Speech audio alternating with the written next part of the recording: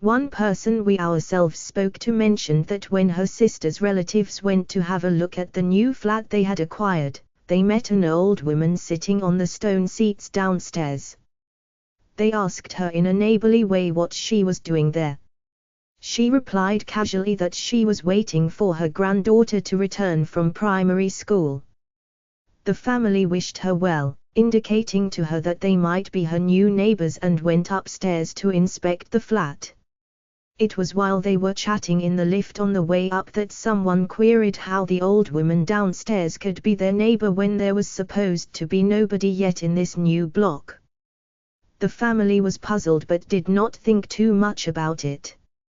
The mater in the family opened the door to the new flat ceremoniously, and her husband and 3 grown-up sons entered. Her husband went straight to the kitchen to check on the plumbing to see if the water was running all right and if the toilet would flush. The sons started checking out the bedrooms. The woman herself headed for the master bedroom.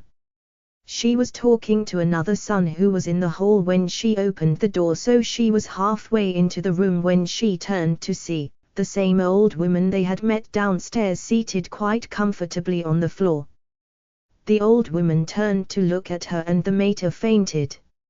Another aspiring owner went to inspect the renovations and found an old woman hanging out her clothes to dry while her food was stewing on the stove.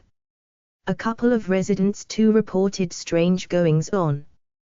One said an old lady who squeezed her way into an overcrowded lift with a little child simply disappeared when she and the child stepped out on the right floor.